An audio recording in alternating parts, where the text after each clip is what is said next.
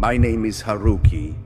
I am 98 years old, and this is Emiko, my only friend left in this world. Tonight, you are not just hearing music, you are hearing memory. You are hearing ghosts. I was only 18 when the sky disappeared. August 6th, 1945. We were in Hiroshima, music students. Just children, really. I played violin, she the piano. We were practicing in a classroom together. We were supposed to perform a duet that afternoon at school, a simple melody we had written together. It was innocent, gentle. It had nothing to do with war. I had spent weeks building up the courage to tell her I loved her. But before I ever could, the sun fell from the sky. There was no warning, no sound. Just a white light so bright, it felt like we had been erased. Time didn't exist anymore.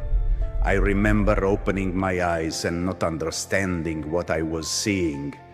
I thought I had died. Everyone I knew, gone. I was buried for hours. When they pulled me out, my hands were burned, my left eye blind. My violin case splintered like firewood. I never saw Emiko again, or so I thought. I spent the next 70 years believing she had died with the others. I never married. I never played again. Every note reminded me of the life we lost, of what I didn't say. Then, 7 years ago, a letter arrived. A survivors' organization in Japan reached out, said someone named Emiko Sato had asked if I was still alive. I cried for 3 days before I could even call her. We met in silence. There were no words that could reach the pain between us. She had survived too. She had burns down her spine, lost her parents, her baby brother. She thought I was dead too.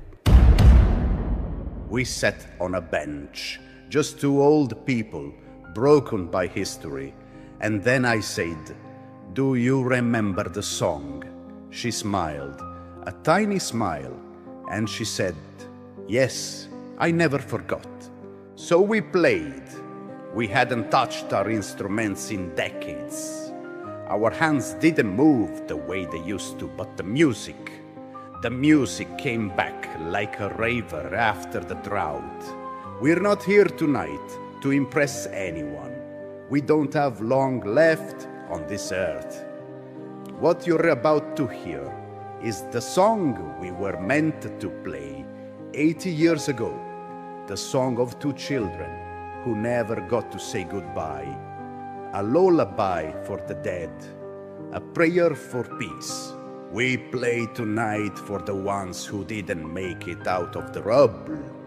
And for the little versions of ourselves that never got to grow up. Thank you for letting us share our last song.